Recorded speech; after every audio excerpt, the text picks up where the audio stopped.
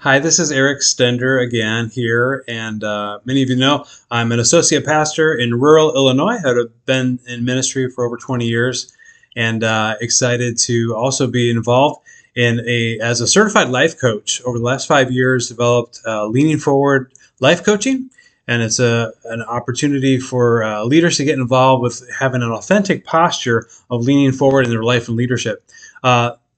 My current project is going great. We were doing a second chair leaders cohort, and I wanted to share just a quick resource that will help leaders have a key conversation, and consider this a conversation template. So I'm going to go over that. I'm going to share with you how to link to that later at the end of this video.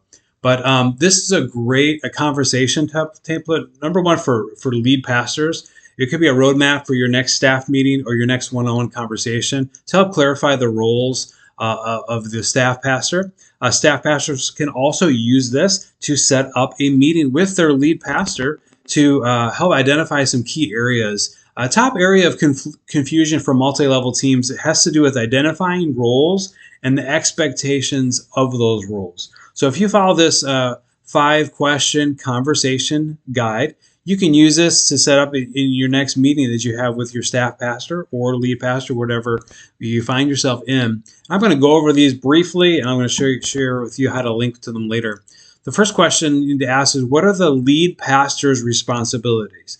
What should the lead pastor be doing? Once those are identified, then you can quickly see where the staff pastor can then supplement those key roles. So to understand first, what are the lead pastor's responsibilities? And I feel like this would be great for a new hire, maybe somebody fresh out of Bible college or ministry training.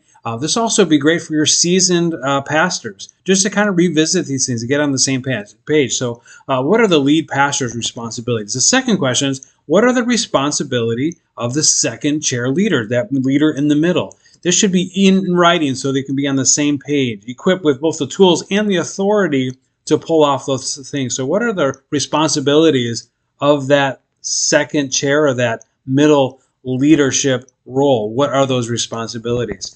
Sometimes they just need to be clarified. The third question is, what help does the pastor need from other leaders? So this is a great area. This causes a lot of confusion a lot of times. This should be a conversation-driven list of specific, practical, and achievable areas of support. Given that the leader has identified his or her key areas of responsibilities, then they can easily identify where to supplement and provide support as a staff pastor.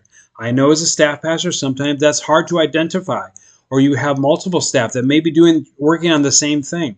And so that is a key area of help. What do I need to do to help you? And if that question can be answered, it's going to create greater clarity. Number 4 is, what boundaries do staff pastors need to operate within? This may need an area to clarify the schedule, clarify expectations, clear guidelines, even nuanced situations and scenarios that may need to be worked through. What are the boundaries? When am I to work and when am I not to work? When is it okay to respond to an email or not, whether that be from staff or the people we serve? So clarifying those boundaries are very clear. With clear boundaries, we can function with greater efficiency here. The 5th question is, who reports to the staff pastor? There should be a clear chain of authority. The lead pastor should identify what are the areas that they need to know. The staff pastor can understand who and what comes to that staff pastor's desk. That staff pastor can say, well, that's not a me thing, that's a lead pastor thing, because this thing has been identified. So there's just some 5 questions that would really create a great conversation with you and your team to develop more clarity. And this is part of the second chair leaders cohort. We handle this area in one of the teachings that we do that we'll go through, and the coaching that's surrounded that. So this is really a challenge point. This is a homework item, I'll tell you. So if staff pastors, just know that this will be a homework area. Lead pastors, if your staff pastor is participating here, know that this conversation is coming your way. And it's a great area to bring some clarity and some decision there. So if you want to follow further, this resource is available at leaningforward.life/resources. That can be found there as part of the second chair leaders cohort. Thank you.